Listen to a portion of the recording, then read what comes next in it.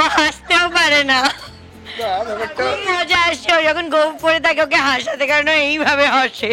যখন থেকে ট্রাই করার অবস্থাটা চলে গেছে তখন আবার রিতামি আলাদা করে বলছে একটু কি চুমু টুমু হবে, এরম ধরনের চলছে। রিতমের কাছে হচ্ছে রোম্যান্স অবধি ঠিক আছে, তারপরেরটা আর বললাম না। পরেরটা কি মানে আর ইচ্ছাকৃত তো, মানে যাতে অনেক সিচুয়েশন থেকে মানে ব্যাপারটা একদম। ভালোবাসার মানুষদের তো কিছু বলা যায় না, কি বলবো যে ভালোবাসার মানুষদের তো কিছু বলা যায় না মুখের উপর, তো সেই হিসেবে মেনে নিতে হয়, মানিয়ে নিতে হয়, তো সেটা রিতম খুব ভালো পারে। না না, শাস্তির কিছু নেই।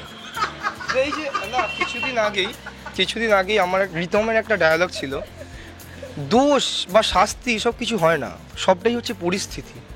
আজকে পরিস্থিতি মানুষকে এই জায়গায় দাঁড় করায়, সেই অনুযায়ী মানুষ রিয়াক্ট করে।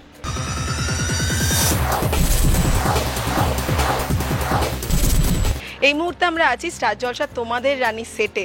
আপনারা সকলেই জানেন এখানে একজন নতুন সদস্য চলে এসেছেন এবং তাকে ঘিরেই মূল আকর্ষণ এখন ধারাবাহিকে। কিন্তু যে দুজন প্রথম থেকে আছেন এবং দুর্জয় রানী দুজনের পাশেই আছেন, আশেপাশের মানুষেরা যাই করুক তারা সবসময় পাশে আছেন, সেই দুজন মানুষকে আমরা পেয়ে গেছি। তারাও কিন্তু খুব মিষ্টি হাসি খুশি একটা কাপল পর্দার। কেমন আছো? আগেই হাসতে শুরু করে দিয়েছে মধুপ্রিয়া। আছি ওই যেরকম থাকে এখনকার দিনে সবাই। এখন তো আরেকজন ছোট্ট জন এসছে। এখনকার দিনে সবাই মানে আগেকার দিনে সবাই ভালো থাকতো, হ্যাঁ, এখনকার দিনে কি সবাই খারাপ থাকে? আমি ভালো আছি, মিলিয়ে মিশিয়ে থাকে। একদম দারুণ আছি। আজ কি রিতম হয়ে উঠেছে এখন, আমি বুঝতে পারছি গোফটা পরে, তার জন্য কি একটু কথা বলতে অসুবিধা হচ্ছে? হ্যাঁ, ও হাসতেও পারে না, খুব মজা আসছে ও যখন গোপ পরে থাকে ওকে হাসাতে, কারণ ও এইভাবে হাসে। ওরটাকে আর বেশি বড় করছে না, মানে জীবনে এত কষ্ট। আবার বলছে খুব ভালো আছে, ওই আর কি।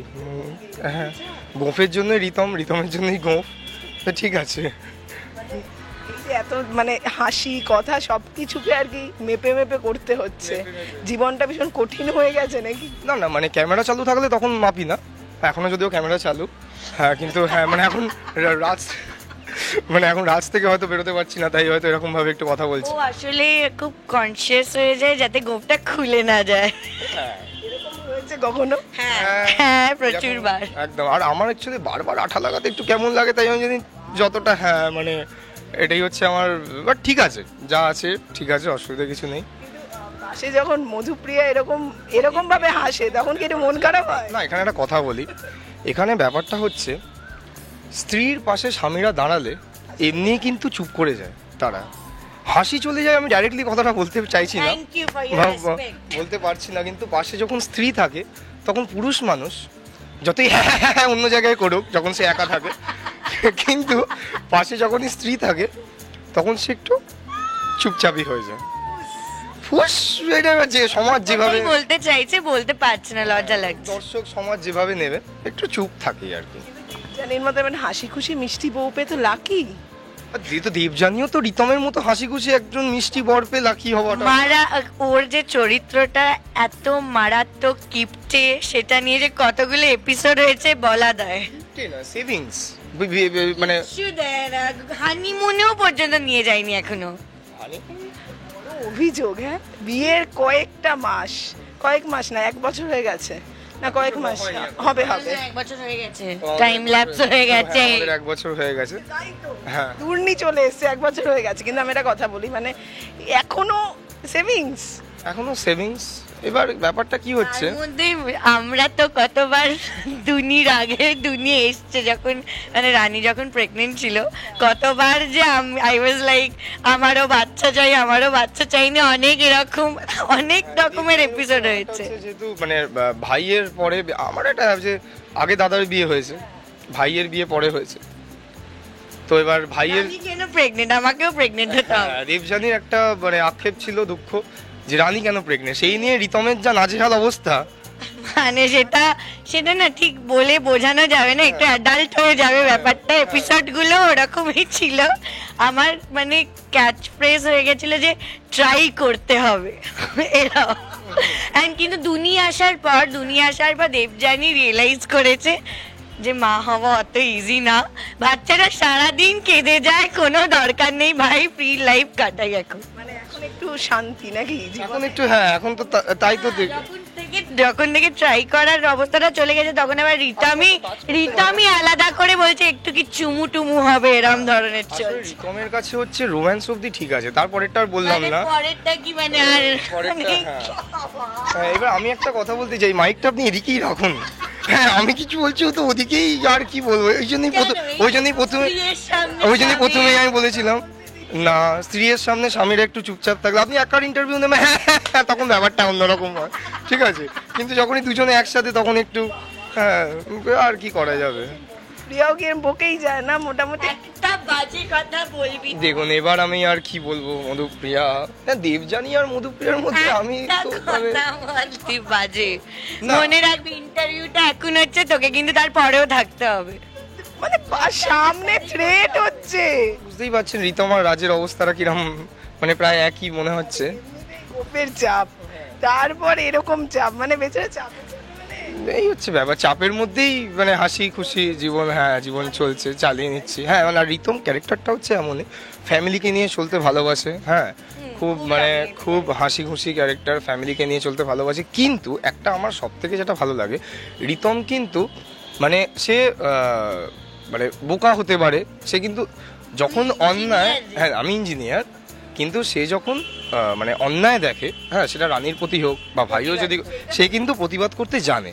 আর এই যে এতগুলো শেডস আছে না, আমার এই জন্য ক্যারেক্টারটা সত্যি খুব ভালো লাগে। মানে এই বোকা হাদা মানে ওই রকম বোকা হাদা নয়, এই ইচ্ছে করে বোকা হাদা, যে ভালো বলতে চাইছি ইচ্ছাকৃত তো, হ্যাঁ মানে যাতে অনেক সিচুয়েশন থেকে মানে ব্যাপারটা একদম, ভালোবাসার মানুষদের তো কিছু বলা যায় না, কি বলবো, যে ভালোবাসার মানুষদের তো কিছু বলা যায় না মুখের উপর, তো সেই হিসেবে মেনে নিতে হয়, মানিয়ে নিতে হয়, তো সেটা রিতম খুব ভালো পারে। বলছে না রাজ বলছে ভালোবাসা নিয়ে, রাজ তো আলাদাই, সেই নিয়ে না হয় আর নাই বললাম। রাজ তো মানে একদম দেখবে যেন প্রতিটা সিচুয়েশন অনুযায়ী সব কিছু মানিয়ে একদম সেটিং করা থাকে। আচ্ছা এই সময় তুমি বললে না আমাকে নিয়ে যদি বাজে বলা হয়, কিছুই তো বললে, আর কি বলবো, ছেড়ে দিয়েছি, যা বলে আর কি বলবো, একদম সব ঠিক আছে, সব ঠিক আছে। এই যে একজন এসছেন ছোট্ট, আমি দেখলাম সে তো বেশ হাসি খুশি, মানে মিলে গেছে না পরিবারের সঙ্গে, হাসি খুশি, ও হ্যাঁ হাসি হ্যাঁ সে হচ্ছে না, তার কিন্তু একটা ব্যাপার আছে, সে এমনি খুবই না মেথড অ্যাক্টিং করে, হ্যাঁ প্লিজ পারমিশন চেঞ্জ, সে কিন্তু নর্মালি খুব হাসি খুশি থাকে, সবার কোলে যায়, কিন্তু যখনই একটা শব্দ উচ্চারিত হয় এই ঠোঁট দিয়ে, অ্যাকশন, সেই অ্যাকশন শব্দটা উচ্চারণ হওয়ার পরই ওনার মধ্যে একটা অন্যরকম আত্মা চলে আসেন। হ্যাঁ তিনি হঠাৎ করে মানে যাই হোক তিনি, হ্যাঁ আর ও কিন্তু বাচ্চাকে কোলে নিতে খুব ভয় পায়। হ্যাঁ আমি জেনারেলি আমি কোনোদিনই কোলে নিই না, মানে রাজ খুব ভয় পায় অ্যাকচুয়ালি। অর্কপ্রভুর উল্টো আর কি, একদম অর্ক ইজ সো ফাদারলি, মানে এত ভালো, মানে বাচ্চাটা আর কারুর কোলে চুপ করুক না করুক অর্কর কোলে করে যায়। আচ্ছা একটু কি ভয় লাগে, মানে যেহেতু এইটুকু বাচ্চা শুটিং এ, আমি খুবই ভয় পাই, আমি বাচ্চাকে হ্যাঁ ভয় বোর ভয়, ওকে সামলাচ্ছি বাচ্চাকে জিনিস। ঠিক আছে ঠিক আছে ঠিক আছে, একদম ঠিক, একদম সামনে রাখতে হয় যাকে তাকে, বাচ্চা বলবে না তোর কি বলবো, তাই না? আর কি বলবো, বেচারা মন খুলে হাসতে পারছে না, কথা বলতে পারছে না, আর বেশি শাস্তি আমরা দেবো না, তাই তো? না শাস্তির কিছু নেই, এই যে না কিছুদিন আগেই আমার রিতমের একটা ডায়ালগ ছিল, দোষ বা শাস্তি সব কিছু হয় না, সবটাই হচ্ছে পরিস্থিতি। আজকে পরিস্থিতি মানুষকে এই জায়গায় দাঁড় করায়, সেই অনুযায়ী মানুষ রিয়াক্ট করে, তো এটাই তাই। রিতম শর্ট বুকস লিখবি, ঠিক আছে, রিতম আজকে দেবযানীর পাশে দাঁড়িয়ে এমনই একটা পরিস্থিতির মাঝখানে দাঁড়িয়ে, যেখানে রিতমের মুখ দিয়ে এরকম শব্দ উচ্চারিত হচ্ছে। দেবযানী না থাকলে যে রিতমের কি হতো বাচ্চাধন, তবে হ্যাঁ রিতম হচ্ছে ভাই অন্তপ্রাণ, মানে ভাই হচ্ছে রিতমের কাছে সব, কিন্তু ভাই ভুল করলেও রিতম কিন্তু তাকে ছেড়ে কথা বলে না। হ্যাঁ কিন্তু মাঝে মাঝে ভাইয়ের ভুল ওভারলুক করে, যেটা কিন্তু রানী আর দেবযানীর মধ্যে একদমই হয় না। দুজনের যেরম ঝগড়া হয় সেরম বন্ধুত্ব, তাও তো এটা ব্লাডের রিলেশন, আমাদেরটা তো নিজেদের বানানো। কিন্তু না এটাও ঠিক, দেবযানীও কিন্তু যখন কোনো কিছুতে অন্যায় বলবো না, কোনো কিছুতে বা অন্যরকম কিছু রিয়াক্ট করে, সেখানেও কিন্তু রিতম যথেষ্টভাবে দেবযানীকে বোঝায় যে না, বোঝায় এবং সাপোর্টের থেকেও বোঝায় যে না তুমি এটা ঠিক ভুল, তুমি এটা তখন আবার দেবু থেকে দেবযানী হয়ে যায়। নর্মাল, হ্যাঁ যা হয় আর দেবু হয়। আর এমনি কিন্তু ওই সিচুয়েশনে দেবযানী, দেখো দেবযানী না, দেবু থেকে দেবযানী হয়ে যায়। মানে এটাই ভালো লাগে যে সিচুয়েশন ওয়াইজ সে বলতে পারে। মানে বুঝতে পারছো তো, সিচুয়েশন ওয়াইজ যারা পাল্টায় তাদেরকে গিরগিটি বলা হয়। মুখটা কেন বন্ধ হয়ে গেছে আমি বুঝতে পারছেন, সবাই বুঝতে পারছেন। মুখ রিতমের বন্ধই থাকুক, দেবযানী কথা বলে যাক, যা পরিস্থিতি আমি বুঝতে পারছি। যাই হোক, কি বলবে দর্শকদের? সুখবর কবে দিতে চলেছেন? এই সুখবর কবে আগে ট্রাইটা করি। সেটা আমরা মানে গল্প অনুযায়ী বুঝতে পারবো। গল্প অনুযায়ী যখনই বুঝতে পারবো যে আমরা সুখবর দিতে চলেছি তখনই জানিয়ে দেবো। তখনই জানাবো না, এপিসোডের আগে জানাতে পারবো না। এপিসোডের আগে জানাবো না, কিন্তু এখন ওরকম কোনো এনার্জি ট্রাই করার ভূতটা মাথা থেকে নেমেছেন। হ্যাঁ, তো হ্যাঁ, এটা ওই জন্য রিতম একটু স্বস্তিতে আছে যে এরকম ট্রাই করার মুডটা এখন নেই। তো এই হচ্ছে ব্যাপার। আর এমনি খুবই ভালো লাগছে আপনারা দুনিকে নিয়ে আমরা তো কমপ্লিট ফিল করছি যে আমরা ইমিডিয়েটলি চাই না যে জিনিসটা, এই যে আমরা ব্যাপারটা হচ্ছে এটা কিন্তু সবটাই ওর, মানে ব্যাপারটা দেবযানী যেটা ভাবছে সেটাই রিতম ভাবছে। ব্যাপারটা হয়ে গেছে এইরকম, এইটাই সাধারণ না, এটা আমার মনে হয় বিবাহিত পুরুষদের এটাই হয় হয়তো, জানি না। তো এত এত এত বুঝে গেছে, আর সেটা কিছু বলার নেই তো দর্শক। করেছিল কেন আমি তো এটাই বুঝতে পারলাম না, এতই যদি প্রবলেম হয়। সাংসারিক ঝামেলা আমি শুরু করব না, থাক, এরপর যেদিকে যাচ্ছে এখানেই শেষ করি। দর্শকদের কি একদম দেখতে থাকুন তোমাদের রানী। তোমাদের রানী। আর সত্যি কথা বলতে মানে আমাদেরকে এত ভালোবাসা দেওয়ার জন্য একদম। অনেক অনেক ধন্যবাদ। আর মানে শুধুমাত্র আপনাদের জন্য যে রিতম ক্যারেক্টারটা বা দেবযানী ক্যারেক্টার চরিত্রটা এতটা লাইভলি হয়ে উঠেছে। আর আমি সব থেকে ভালো লাগে একদম একদম ও আচ্ছা, আমি তো কথা বলতে দিচ্ছি তোকে। আচ্ছা, হ্যাঁ হ্যাঁ, এইটাই তো আমি অবাক হয়ে যাচ্ছি। আর সব থেকে বড় কথা হচ্ছে আমি খুব মানে কি বলবো, খুব রিয়াকশন পাই, মানে যাই আমাদের সিন যায় যে এই যে ফিডব্যাকগুলো পাই আমার খুবই ভালো লাগে। মানে সেটা কোনো পজিটিভ হলে পজিটিভ, নেগেটিভ হলে নেগেটিভ, এই জিনিসটা খুবই ভালো লাগে। আপনারা এরকম দেখতে থাকুন, আরো জানাতে থাকুন যে কেমন লাগছে, ভালোবাসতে থাকুন। দুনিকেও খুব ভালোবাসা দিন, খুব ভালো লাগলো, খুব ভালো লাগলো। Thank you so much.